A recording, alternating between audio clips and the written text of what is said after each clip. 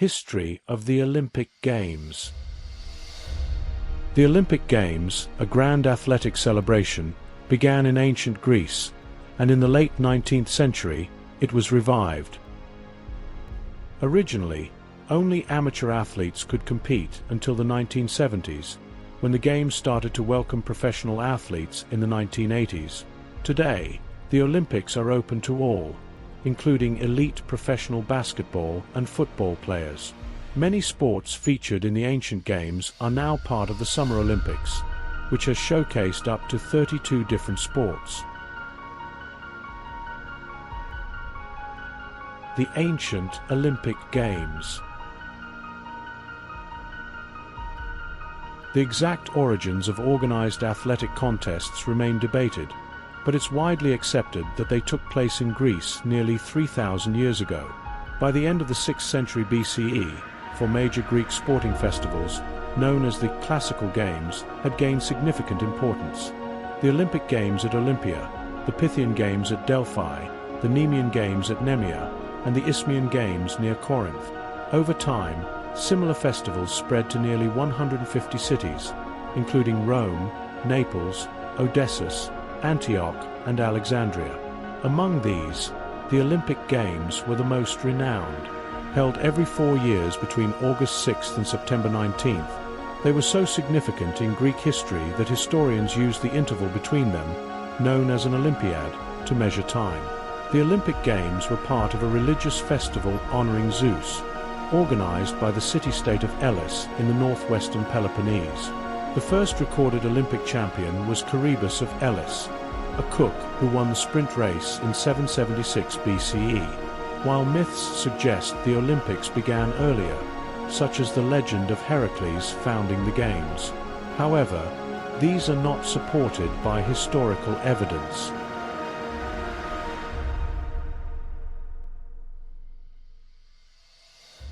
In 776 BCE, the first recorded Olympic Games featured just one event, a foot race covering the length of the track at Olympia, called the Stade. This race was approximately 192 meters, 210 yards long, and the term stade eventually came to refer to the track itself, giving rise to the modern word stadium. Over the decades, additional events were added. In 724 BCE, a two-length race called the Diolos, similar to the modern 400-meter race, was introduced. 4 years later, the Dolichos, a long-distance race comparable to today's 1,500 or 5,000-meter events, was added. Wrestling and the pentathlon, a 5-event competition including the long jump, javelin throw, discus throw, foot race, and wrestling, were introduced in 708 BCE. Boxing joined the program in 688 BCE, followed by chariot racing 8 years later. In 648 BCE, the pancratium, a brutal no-holds-barred combat sport combining wrestling, boxing, and street fighting, was introduced. This event permitted kicking and hitting a downed opponent but forbade biting and gouging. Between 632 and 616 BCE, events for boys were added. Other competitions included a foot race in partial armor and contests for heralds and trumpeters. Unlike the modern Olympics, the ancient Games did not feature team or ball games, and the athletics events were limited to the 4 running races and the pentathlon. Chariot and horse races were held in the hippodrome south of the stadium. Initially, all events took place on one day, but later the Games spread over 4 days, with a 5th day dedicated to prize presentations and a champions banquet. Athletes competed nude. A practice scholar have tried to explain with various theories ranging from rites of passage to notions of magical protection or upper-class costume. However, for the ancient Greeks, public nudity, especially male nudity, was not considered shameful.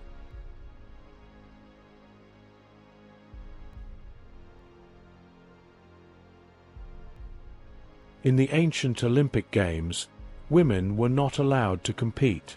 However, several women are recorded as victors, not for their athletic prowess, but as the owners of victorious chariot teams. In Sparta, girls and young women practiced and competed locally, but outside Sparta, athletic contests for young women were rare, usually limited to an annual local foot race. At Olympia, the Hiran festival, held every 4 years in honor of the goddess Hera, included a race for young women divided into 3 age groups. This festival, though held at Olympia, was separate from the Olympics and likely started during the Roman Empire. For a short period, girls competed at a few other significant athletic venues. The 2nd century CE traveler Pausanias wrote that women were banned from Olympia during the actual games under penalty of death, though he noted that this law was never enforced. He also mentioned that unmarried women were allowed as spectators, though many historians believe this was a copying error by a later scribe. The popular belief that only married women were banned has persisted, but the evidence remains unclear.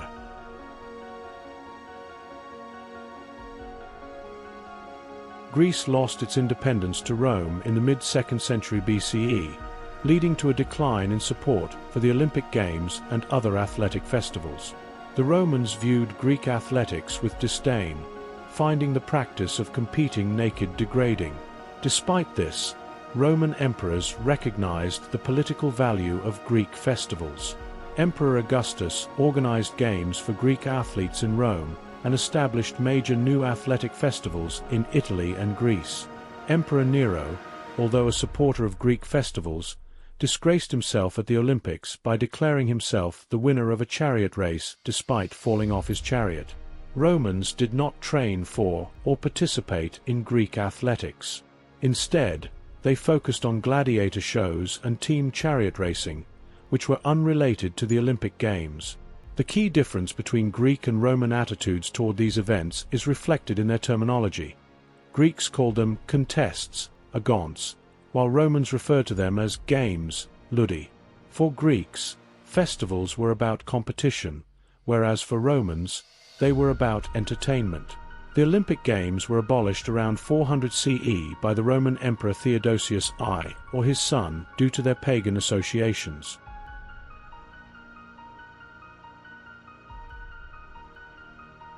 The creation of the modern Olympic Games was influenced by the ideas and efforts of several individuals, with the most notable being Pierre de Coubertin.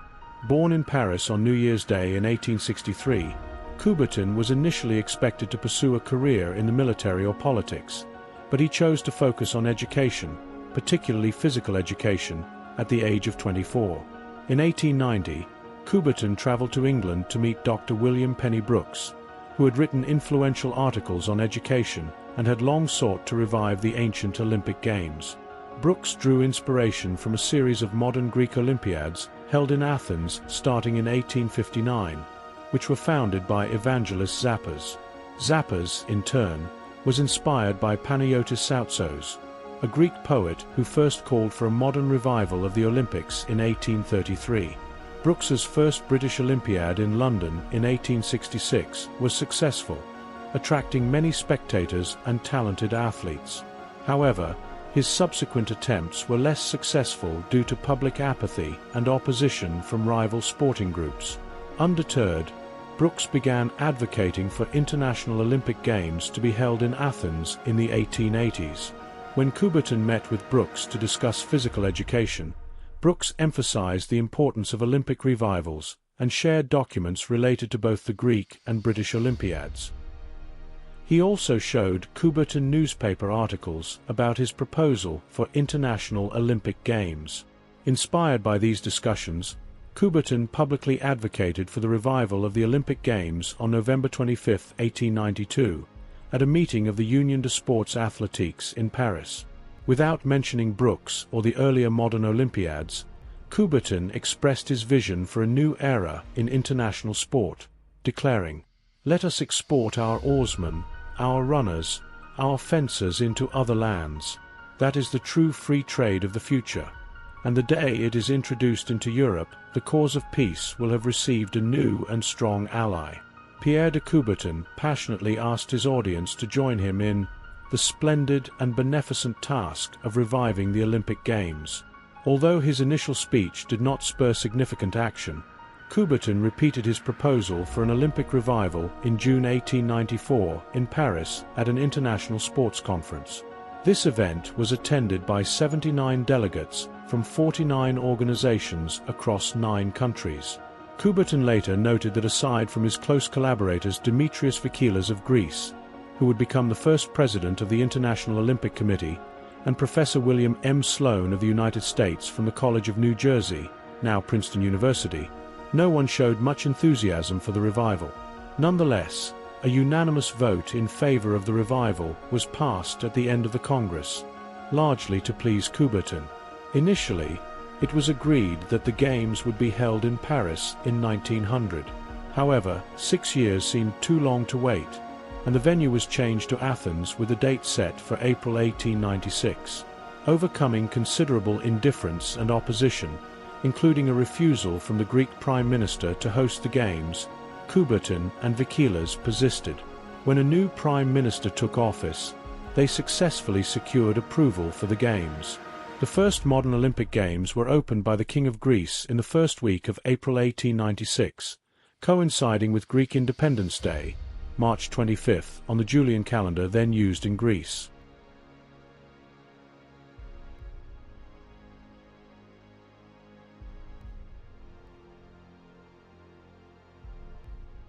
The control and development of the modern Olympic Games were entrusted to the International Olympic Committee, IOC, Comité International Olympique, at the 1894 Congress of Paris. During World War I, Pierre de Coubertin moved the IOC headquarters to Lausanne, Switzerland, where they remain today. The IOC's responsibilities include ensuring the regular celebration of the Olympic Games, upholding the spirit that inspired their revival, and promoting sports development worldwide. The original committee in 1894 comprised 14 members and Coubertin himself. IOC members act as ambassadors to their national sports organizations, maintaining independence from their governments or any other entities. They cannot accept any instructions that might compromise this independence. The IOC is a self-perpetuating body that elects its own members. Reforms in 1999 capped the maximum membership at 115, divided as follows: 70 individuals, 15 current Olympic athletes, 15 National Olympic Committee presidents, and 15 International Sports Federation presidents. Members serve renewable 8-year terms, but must retire at age 70. Future IOC presidents are subject to term limits. The IOC elects its president for an initial period of 8 years, with the possibility of re-election for subsequent 4-year terms. The Executive Board, consisting of 15 members, meets periodically with international federations and national Olympic committees. The entire IOC convenes annually, with the provision that a meeting can be called at any time if requested by 1/3 of the members.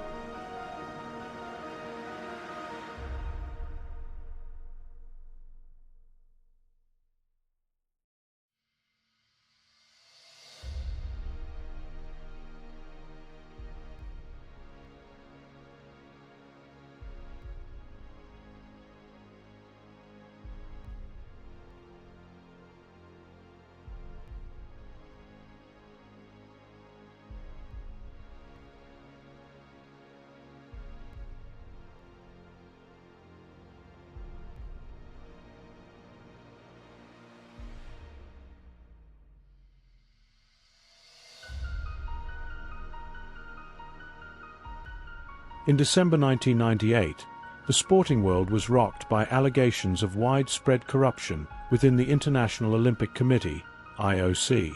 It was revealed that IOC members had accepted bribes, including cash, gifts, entertainment, business favors, travel expenses, medical expenses, and even college tuition for members' children. These bribes were offered by members of the committee that successfully promoted Salt Lake City, Utah, as the site for the 2002 Winter Games.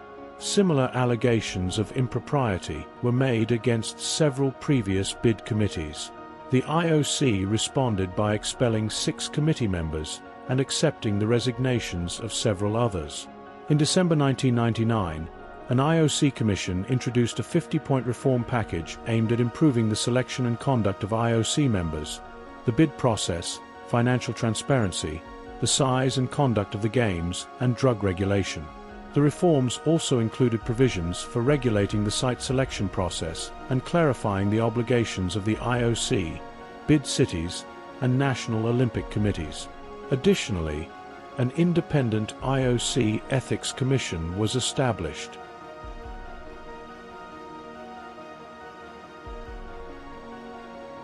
The Olympics, held on an international stage, have frequently been influenced by nationalism, manipulation, and propaganda linked to world politics. This politicization was evident from the very first modern games in Athens in 1896, where the British forced an Australian athlete to compete under the British flag.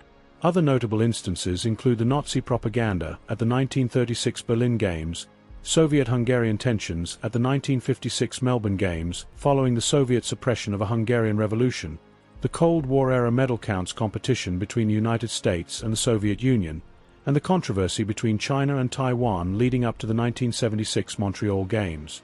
South Africa's apartheid policy caused numerous disputes from 1968 to 1988, and the US-led boycott of the 1980 Moscow Games, in protest of the Soviet invasion of Afghanistan, was followed by a retaliatory boycott of the 1984 Los Angeles Games by the Soviet bloc. The most tragic event was the murder of Israeli athletes by terrorists at the 1972 Munich Games. National politics also impacted the Games, most notably in 1968 in Mexico City, where Mexican troops killed hundreds of students protesting government spending on the Olympics amid pressing social issues. In the same year, African American athletes boycotted or demonstrated at the Games to protest ongoing racism in the United States. In the latter half of the 20th century, the IOC aimed to promote peace through sports. It worked with political leaders to enable the participation of former Yugoslav republics at the 1992 Barcelona Games and East Timorese and Palestinian athletes at the 2000 Sydney Games. In 2000, the IOC revived the ancient Olympic truce, making it a focal point of its peace initiatives.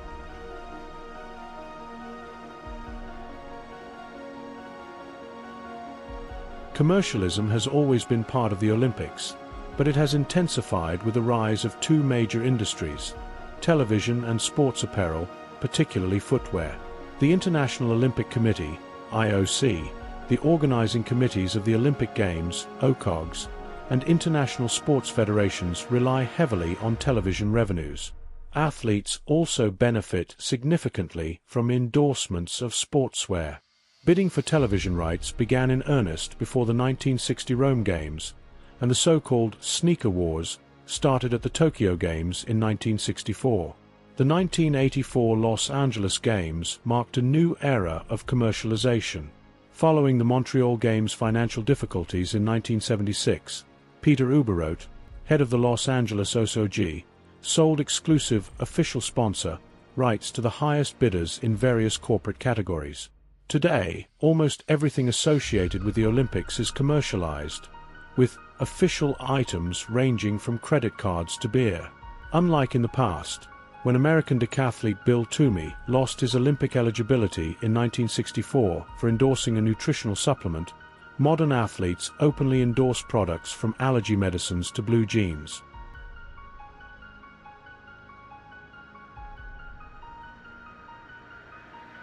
To participate in the Olympics, each country must have a National Olympic Committee, NOC, recognized by the IOC.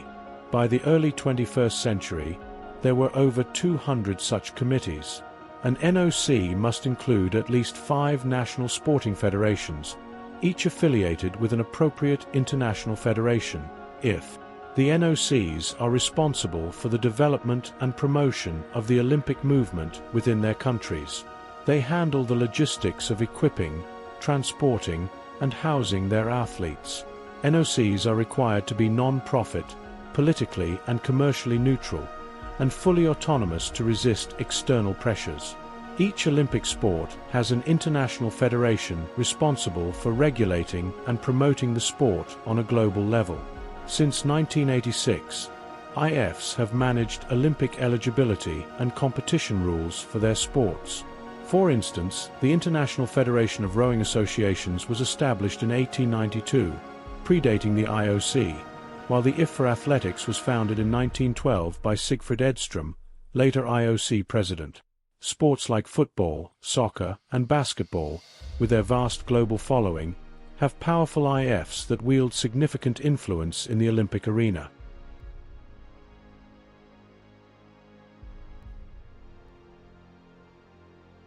When a city is awarded the Olympic Games, the successful bid committee is replaced by an organizing committee for the Olympic Games, OCOG, which often includes many members from the original bid team. While the IOC retains ultimate authority over all aspects of the Games, the local OCOG is responsible for managing the festival, including financial matters, facilities, staffing, and accommodations. The concept of the Olympic Village was first introduced in Paris in 1924 with temporary cabins for athletes. However, the first fully equipped Olympic Village, complete with kitchens, dining rooms, and other amenities, was established in Los Angeles in 1932. Since then, each organizing committee has provided a village to accommodate and feed competitors and officials at reasonable prices. Menus are tailored to each team's national cuisine. With the increasing number of athletes and venues, modern OCOGs may need to provide multiple villages, all located close to the main stadium and competition sites. Separate accommodations are provided for men and women, and only athletes and officials are allowed to stay in the village, with a cap on the number of officials.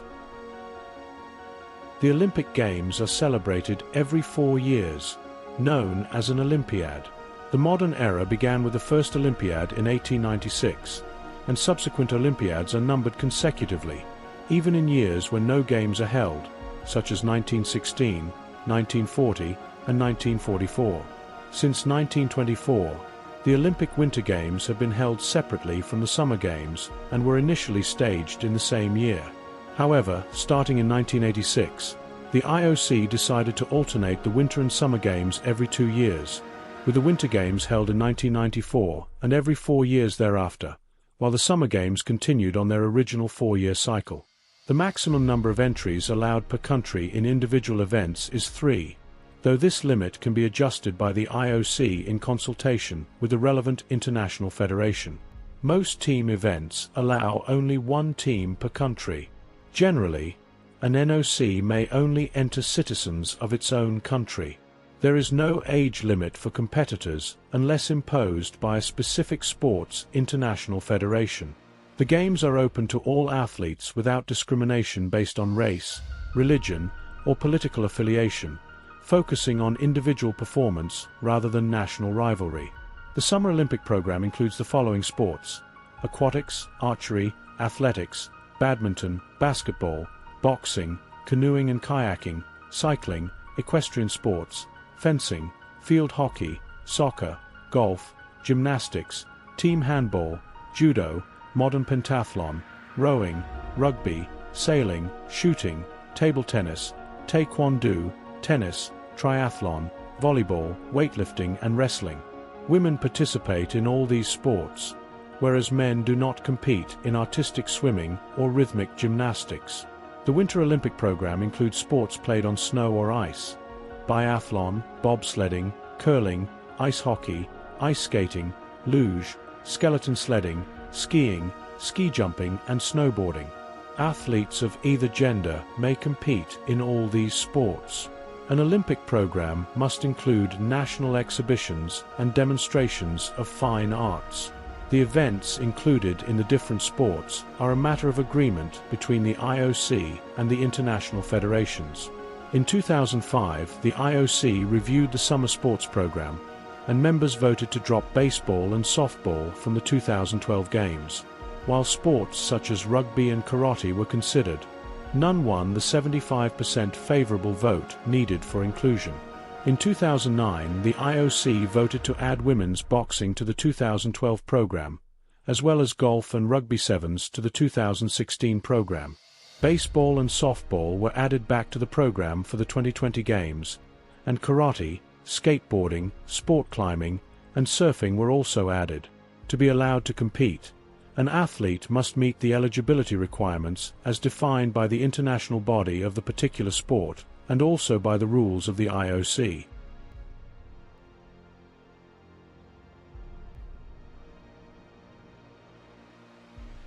In the final decades of the 20th century, there was a shift in policy away from the IOC's traditionally strict definition of amateur status.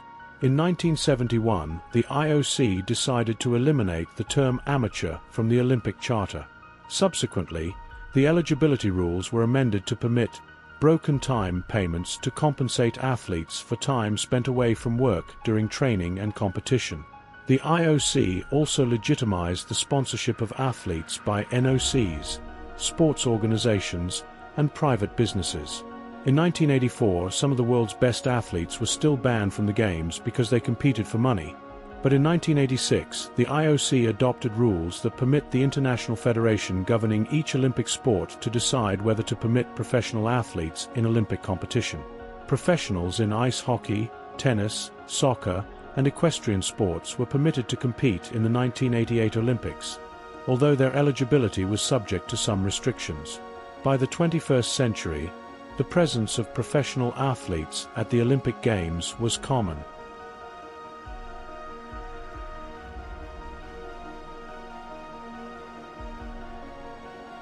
At the 1960 Rome Olympics, a Danish cyclist collapsed and died after his coach had given him amphetamines.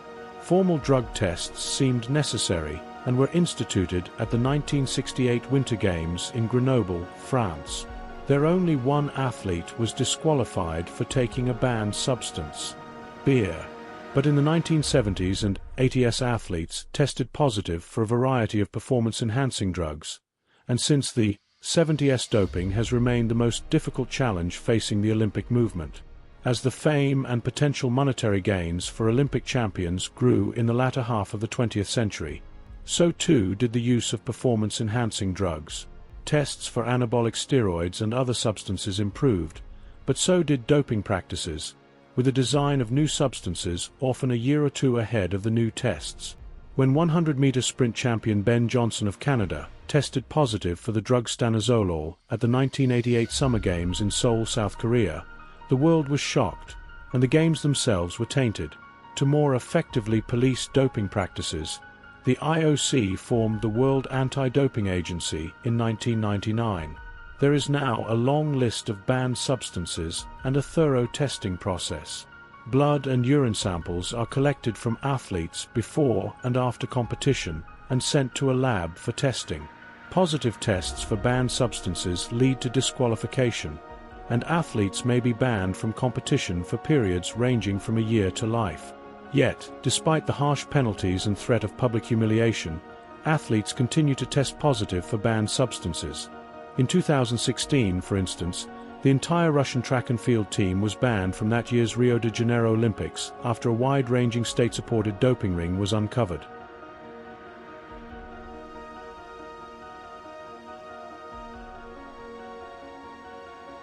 The form of the opening ceremony is laid down by the IOC in great detail, from the moment when the chief of state of the host country is received by the president of the IOC and the organizing committee at the entrance to the stadium to the end of the proceedings when the last team files out.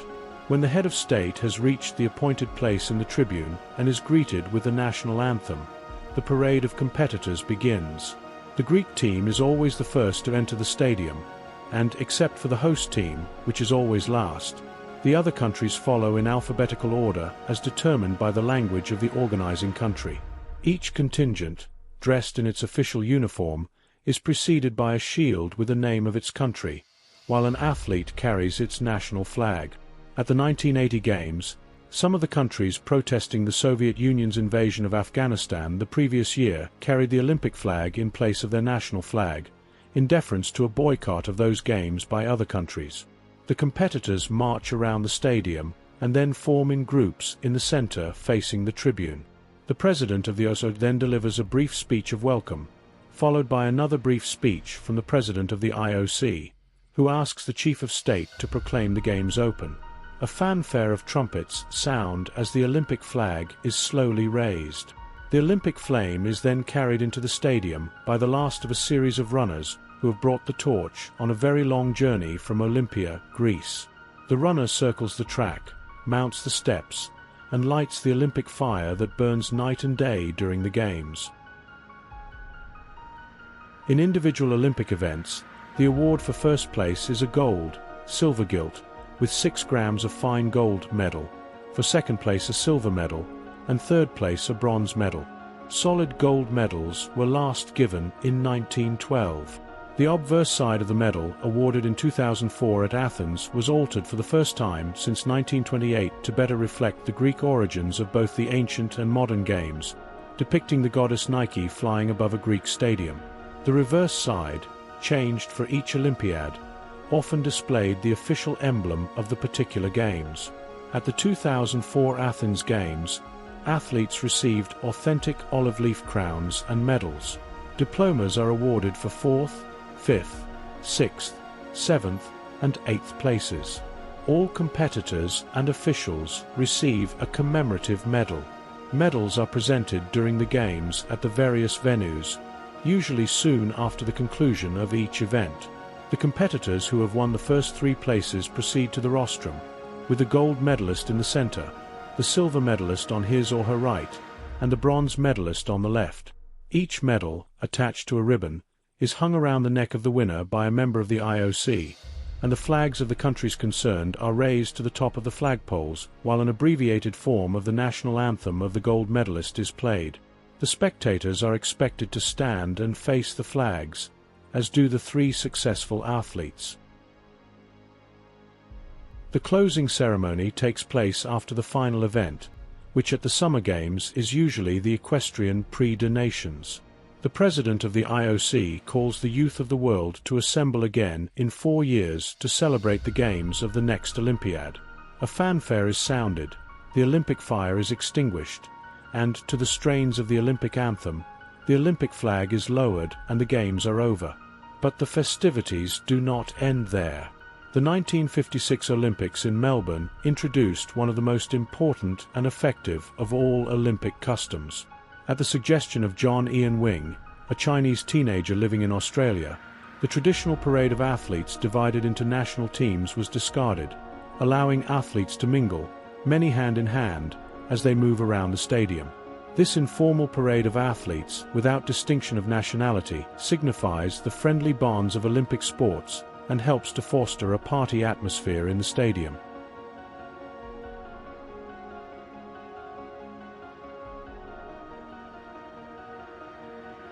In the stadium and its immediate surroundings, the Olympic flag is flown freely together with the flags of the participating countries. The Olympic flag presented by Coubertin in 1914 is the prototype. It has a white background, and in the center, there are 5 interlaced rings: blue, yellow, black, green, and red. The blue ring is farthest left, nearest the pole. These rings represent the 5 parts of the world joined together in the Olympic movement. In the 19th century, sporting organizations regularly chose a distinctive motto.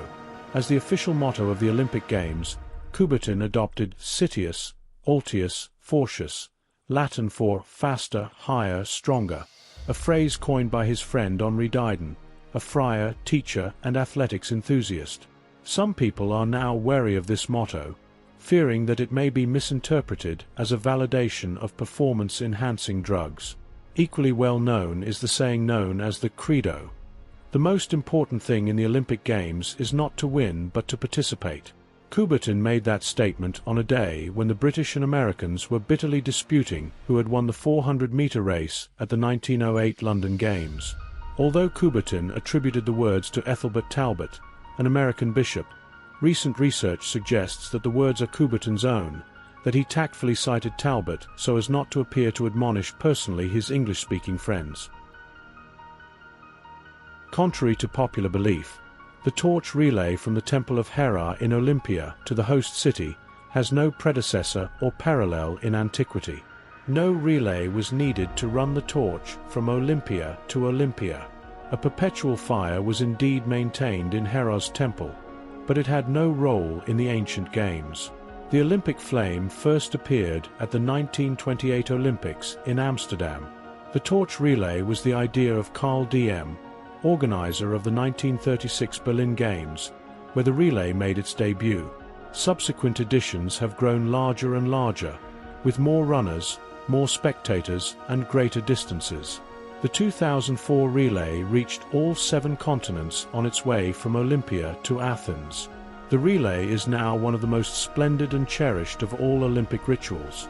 It emphasizes not only the ancient source of the Olympics, but also the internationalism of the modern games. The flame is now recognized everywhere as an emotionally charged symbol of peace. The organizers of the 1968 Winter Olympics in Grenoble, France, devised as an emblem of their games a cartoon-like figure of a skiing man and called him Schuss. The 1972 Games in Munich, West Germany, adopted the idea and produced the first official mascot, a dachshund named Waldy who appeared in related publications and memorabilia. Since then, each edition of the Olympic Games has had its distinctive mascot, sometimes more than one. Typically, the mascot is derived from characters or animals especially associated with the host country. Thus, Moscow chose a bear, Norway 2 figures from Norwegian mythology, and Sydney 3 animals native to Australia. The strangest mascot was What Is It, or Izzy, of the 1996 Games in Atlanta, Georgia, a rather amorphous, abstract fantasy figure. His name comes from people asking, "What is it?" He gained more features as the months went by, but his uncertain character and origins contrast strongly with the Athena and Phoebus, Apollo, of the Athens Games of 2004, based on figurines of those gods that were more than 2,500 years old. This concludes the history of the Olympics. If you enjoyed this tale of time, please consider liking and subscribing to this channel. Thank you.